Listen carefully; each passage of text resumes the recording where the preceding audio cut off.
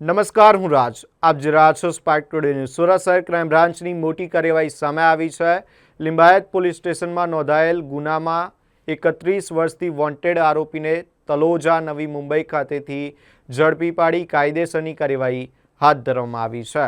સુરત શહેર crime branch દ્વારા wanted આરોપી પકડવા બાબતની ડ્રાઈવમાં સુરત શહેર ક્રાઇમ બ્રાન્ચની આર્મ્સ સ્કોડ દ્વારા એક આરોપી 31 વર્ષથી વોન્ટેડ ચાલતો હતો, જેનું નામ છે સંતરામસિંહ રામદવરસિંહ યાદવ, જે મૂળ રહેવાસી છે અગિયો ભોજપુર બિહાર, જે હાલ તલોજા નવી મુંબઈ ખાતે રહેતો હતો, જે લિંબાયત પોલીસ સ્ટેશનની અંદર 1995ની સાલમાં 323-325 ગુનાના કામે છેલ્લા 31 વર્ષથી વોન્ટેડ ચાલતો હતો. એ આરોપીને પકડી પાડવામાં આવેલ છે.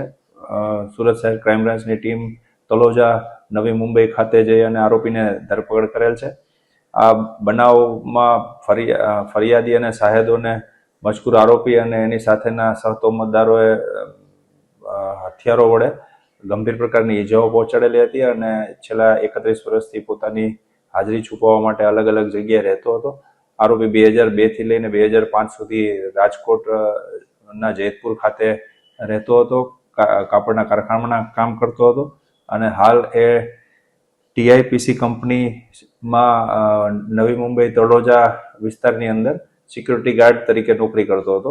જેની માહિતી મળતા સુરત શહેર ક્રાઇમ બ્રાન્ચની ટીમ મુંબઈ ખાતે જઈ અને આરોપીની ધરપકડ કરે છે.